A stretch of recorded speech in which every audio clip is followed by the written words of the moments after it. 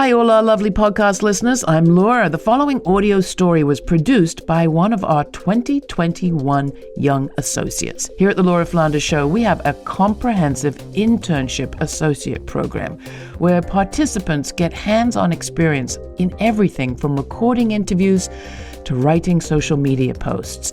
Each of our staff members works with each intern associate. We mentor them in producing their own pieces and broadcast them here.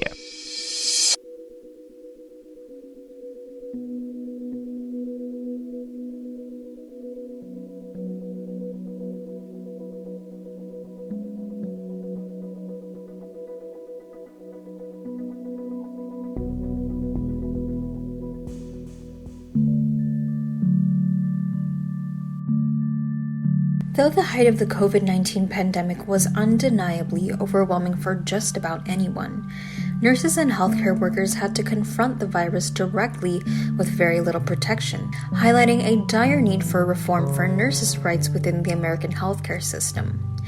Filipino nurses especially bore the brunt of the pandemic, as many of them tend to occupy positions in high-risk nursing fields such as critical care, bedside care, and nursing homes. Although Filipino nurses consist of 4.5% of nurses here in the United States, interestingly, they accounted for 31.5% of deaths in nurses caused by COVID-19. Although more deaths were experienced among white nurses, they consist of 76% of nurses here in the US, and in general, Filipino nurses are the largest ethnic group to die of COVID-19, followed by Black and Latinx RNs with rates of 17.8 and 6.6 respectively. As a Filipino myself who comes from a family of nurses, I began to think of my parents who were also called to the front lines. As children, we often think of our parents as these invincible beings. But during the height of the pandemic, I saw an emotion that I rarely saw my parents exhibit: fear. Even if they hid it, I could tell that they were scared that they would become the very patients that they treated, or that the days that they were on the job would be some of their last. Fortunately, my family and I avoided COVID up until recently, but I couldn't help but worry and ask, what if my parents were part of that 30%? And moreover, are the high death rates of Filipino nurses just an isolated incident? Before we can even begin to answer that question, it must first be established how Filipino nurses came to the US to begin with. The Philippines is one of the largest exporters of foreign-born nurses, and in fact, 1/3 of all foreign-born nurses in the US are Filipino. But why are there so many Filipino nurses? The answer is no coincidence. In 1898, the Philippines became a U.S. colony, and with it, Western education, infrastructure, and public health were imposed upon Filipinos under the guise of benevolent assimilation, which essentially was a way for the U.S. to justify their colonization. Over the next 50 years, the U.S. began to train Filipino nurses under Western medical practices, which inadvertently prepared Filipino nurses to work in the U.S. Even when the Philippines gained independence from the U.S. in 1946, they still maintained a connection with the Philippines, especially when they needed nurses to compensate for major nursing shortages in the U.S. Instead of allocating more funds or improving pay for nurses, the U.S. government began recruiting Filipino nurses who were already trained to operate under the U.S.'s nursing standards. Moreover, the devaluation of the Philippine peso against the U.S. dollar made the U.S. an ideal location for employment for Filipino nurses who are often paid very little in the Philippines. Simultaneously, this allowed American employers to pay Filipino nurses less for strenuous, high-risk work that American nurses were unwilling to perform. Today, I have the pleasure of speaking with Joaquin Villanueva, a critical care nurse and nurse educator, and Rowena de la Cruz, an ambulatory care nurse. Both had immigrated to the United States as nurses following the end of the Marcos regime, a time of political, economic, and social turmoil in the Philippines, and have since dedicated their lives to the American healthcare system.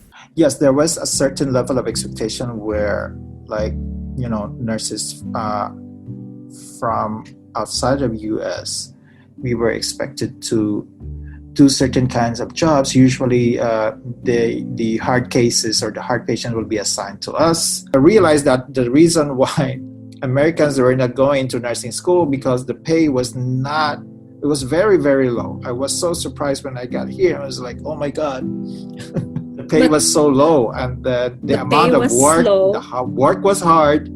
Filipino nurse typically we had this reputation of being timid, and we don't really complain that much. We just work. I think it's a cultural thing where you would say, oh, okay, this was given to me, so I deal with it.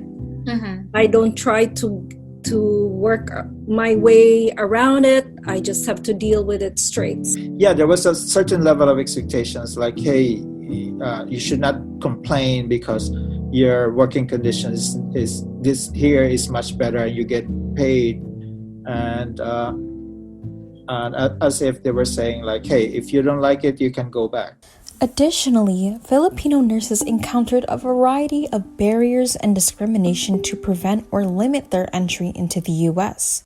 Because the U.S. somehow always made it a point that barriers to migration were put up when there's no need for nurses from the Philippines or from other foreign countries, putting so many legal barriers to come in. And when there's a shortage of nurses in the U.S., they open the gates.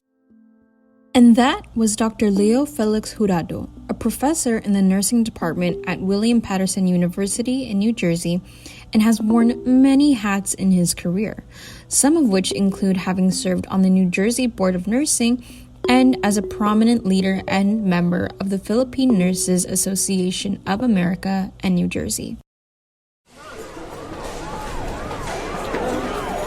13B, room 342. Okay, cool team, let's go. Hey, what's going on? We're having to call Blue. Nearly 80 years later, Filipino nurses still continue to play a major role in the U.S.'s healthcare system. And as we welcome the new year, have conditions actually improved for Filipino nurses? Although nurses were trained to protect themselves through a standard set of guidelines known as universal precaution, which prevents the transmission of bloodborne pathogens from exposure to blood, the rapid rise of COVID-19 cases came as a major surprise to U.S. hospitals.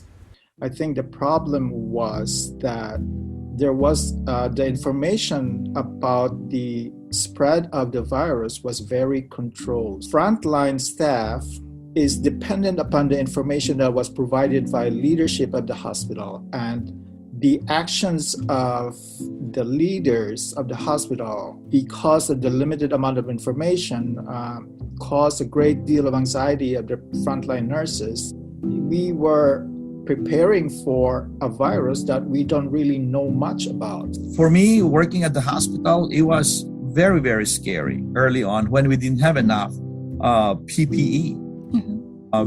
I remember us recycling our mask at the hospital for even up to 5 days. I think nurses at that time were overworked. In our hospitals, patients were being revived left and right. So you would hear codes being paged overhead like every 30 minutes from one floor to another. So seeing that with your own eyes gave you so much fear. And within the Filipino community, news spread so quickly about Filipinos getting sick and died from that. And as a matter of fact, actually, my colleague's sister passed away from COVID. Looking back, and that's when you really feel for the impact of the emotions that you were going through. At the time when you're caring for the patients, you didn't really think too much about how you feel.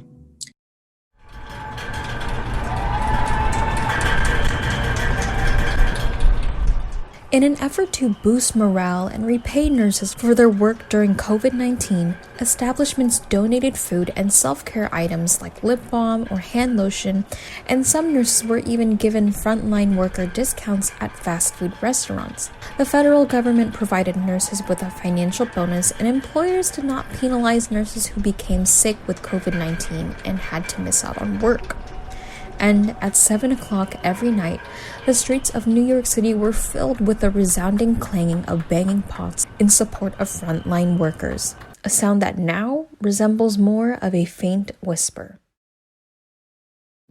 I don't think the reparation in terms of free lunch, freebies, I don't think it was enough to sort of compensate the nurses, especially those nurses who were out sick and the nurses who experienced lingering effects of the virus. The nurses were really the frontliners who were there inside the rooms taking care of these dying patients. So, in other words, we were putting our lives in the line.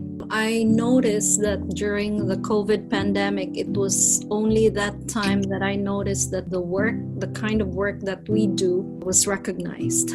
Never in my 30 plus years of working here in the States have I ever felt appreciated until COVID.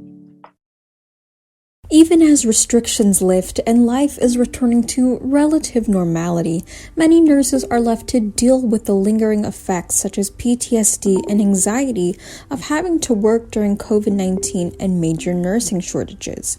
Even with the vaccine and booster shot, nurses, and especially Filipino nurses, still run a relatively similar risk of catching and dying from COVID-19. So, in the wake of the height of COVID-19, what does the future look like in which Filipino nurses are better cared for and protected? In terms of psychological trauma, emotional trauma that everybody went through, that has also been addressed. There's a hotline that if you need to speak to somebody, that is also provided. The profession, the discipline of nursing is geared towards altruism and taking care of others. And then with the level of complexity of the care needs and the work, and especially in critical care and those high-risk areas, that I think it's really important that nurses should have a mindset of taking care of themselves first so that they're able to take care of other patients. And I think hospital should promote healthcare practices during work time, like provide better nurses' lounge where nurses can take a nap, do sort of meditation or yoga during work hours where they can relax to relieve their stress. We don't have that. We don't have that. I think hospitals should advocate for those work environments, that is, to decrease burnout and all these chronic illnesses resulting from chronic stress. You ask a lot of nurses like, hey, you should take a break. And it feels like what are you taking a break? What break? What break? What is a break? That starts from leadership. That starts from the top. The government could do is to ensure that there are policies that are established for pandemic. Obviously, the pandemic did not happen until after 100 years. But moving along, there should be a continuous vigilance in terms of having, for example, a stockpile of personal protective equipment to make sure that when pandemic like this happen, that the government should be more ready in terms of ensuring that there is adequate protection for nurses, making sure that there is a continuous education in terms of what we should do as nurses when new diseases occur, like what we have now, like COVID-19. Aside from a lack of mental health resources and preparedness for major health crises, Filipinos especially and BIPOC nurses in general suffer from major diversity disparities in leadership. It would be very helpful to see that there is also equal promotion of deserving, qualified Filipino nurses and other nurses from minority groups. It's important to have minority nurses, Filipino leaders at the table, discussing, making decisions in terms of making policies. Because originally, when a Filipino nurse would come to the U.S., they are asked to pass a CGFNS exam, a qualifying exam. There was no reason for that anymore because the licensure exam can be taken in many countries outside the US. So what is the need for a CGFNS exam that is costly and would basically prolong the time when a Filipino nurse can take the exam, if they're able to take the exam directly to take the licensure exam. So having been at the Board of Nursing as the president, I was able to eliminate that CGFNS exam. Nurses who are not Filipinos or who are not foreign educated don't know that. At the same time, they cannot advocate for that because they don't necessarily see the implications of it. So I've had one colleague who's actually one of my mentors, and he used to be a director of nursing. Leadership position in nursing is not that easy, you know. You see in any other institutions, the higher leadership within nursing, they're usually white nurses. I felt that he wasn't supported in his role because he's a minority. So eventually he had to step down. Filipino nurses tend to gravitate towards being a staff nurse because that's where you earn more money. They are supporting families back home financially. Like once you get to a level of leadership that you have to make certain self-sacrifices, that self-sacrifice could mean less money for the family. If you don't have that kind of financial stability, then you avoid that kind of leadership role.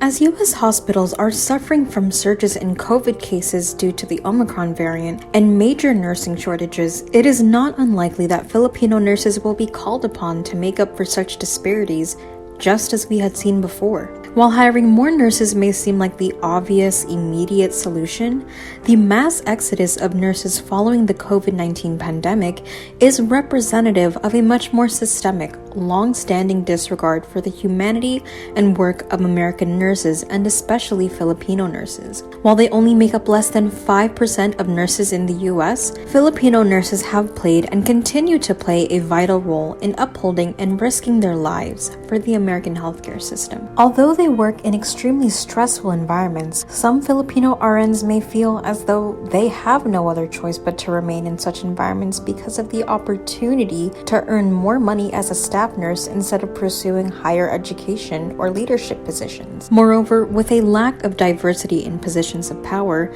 Filipinos and other BIPOC nurses have very few resources that can actively advocate for their needs in predominantly white work environments. This not only impacts the mental health and overall well-being of nurses, but the quality of the care they provide to their patients, both of which are crucial to effectively decreasing COVID cases in the US. When news broke out that Filipino nurses were dying of COVID at high rates, Filipinos everywhere joined together in a custom that is fundamental to our culture, known as bayanihan, which refers to working together as a community to achieve a common goal. Over the years, as Filipinos have spread out across the world, the definition of bayanihan has transcended borders and has come to mean a sense of solidarity between all Filipinos, regardless of location. And when something affects one of us, it feels like it affects all of us. But this isn't just a concern for the Filipino community. As the Omicron variant continues to set new records for COVID cases,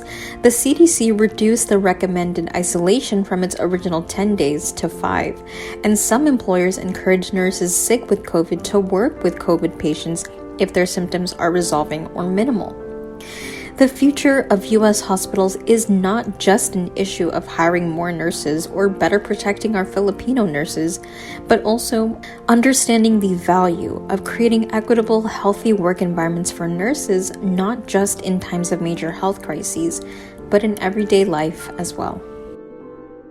You can find information about our very robust internship associate program at our website. Thanks for making it possible with your contributions.